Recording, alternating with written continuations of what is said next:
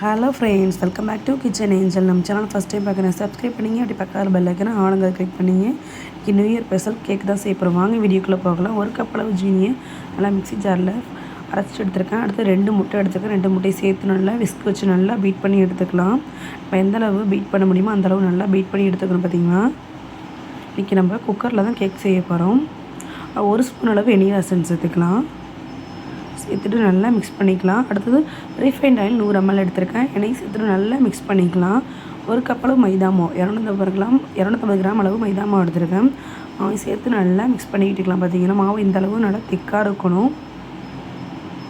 1 spoon அளவு baking soda, கொஞ்சமாக baking powder சேர்த்துக்கலாம். ஃபுட் கலர் கொஞ்சமாக சேர்த்துருக்கேன்.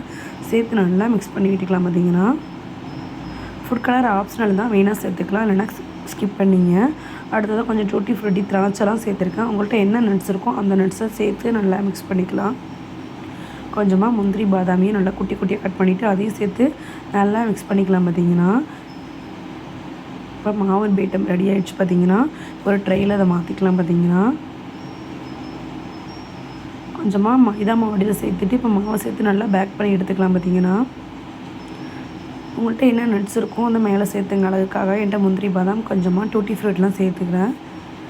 அடுப்பை நல்லா ஹீட் பண்ணிவிட்டு கீழே உப்பு போட்டு மேலே ஸ்டாண்ட் வச்சு செஞ்சு வச்சுருந்த கேக்கை நம்ம மேலே வச்சிடலாம். பார்த்திங்கன்னா 3/4 மணி நேரம் ஆகும் கேக்கு வேகிறதுக்கு. அப்பப்போ ஓப்பன் பண்ணி பார்த்துக்கணும். பார்த்திங்கன்னா ஒரு 2 பீஸ் செக் பண்ணி பார்த்திங்கன்னா கொஞ்சம் கூட ஒட்டாமல் வந்தால் சூப்பராக cake ready ஆகிடுச்சும்.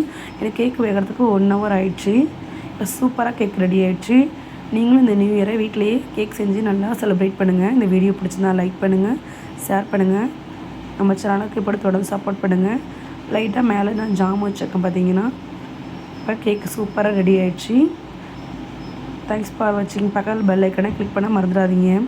Happy new year. அனைவருக்கும் இனிய புத்தாண்டு நல்வாழ்த்துக்கள். தேங்க்ஸ் ஃபார் வாட்சிங்.